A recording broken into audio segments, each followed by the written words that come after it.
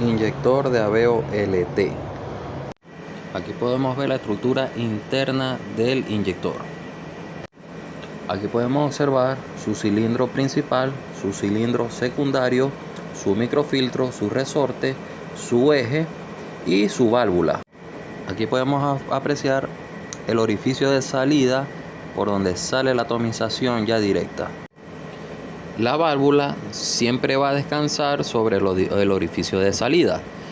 ¿Qué pasa con esto? Que muchos mecánicos retiran este microfiltro y no se debe retirar, ya que el microfiltro es responsable de que el eje y el resorte permanezcan con su debida calibración dentro del cilindro secundario. Por eso el cilindro secundario tiene esta forma, tiene la misma forma que el microfiltro.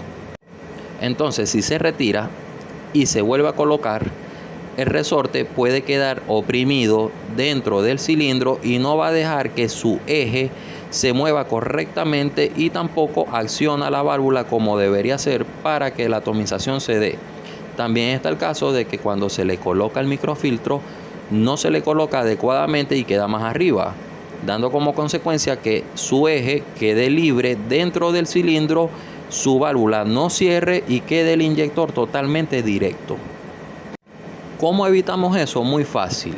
No se retira el microfiltro, pero en su parte principal al inyector se le puede colocar un microfiltro, bien sea universal o corto. Un microfiltro corto es más que todo para los inyectores que sean de modelo más corto que este. Hay dos tipos de inyectores, o sea, de este modelo hay largo y corto.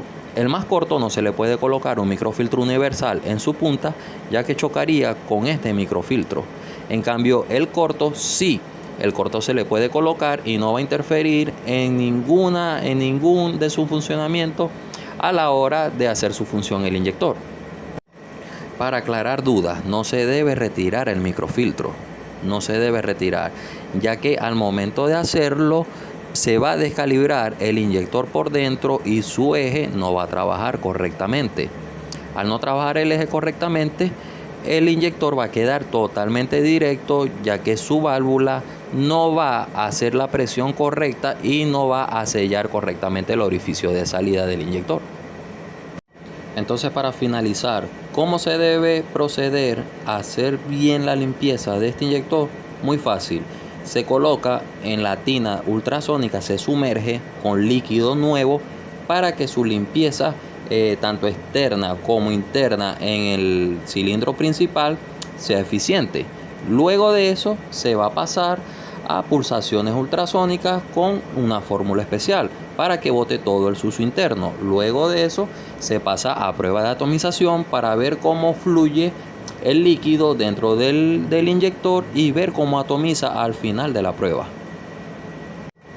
Y previo a esto, recuerden que se le puede colocar aquí arriba del inyector, se le puede colocar el microfiltro universal o el microfiltro corto para complementar el elemento filtrante y así no retirar este microfiltro y su calibración interna esté bien, esté adecuada, esté de fábrica.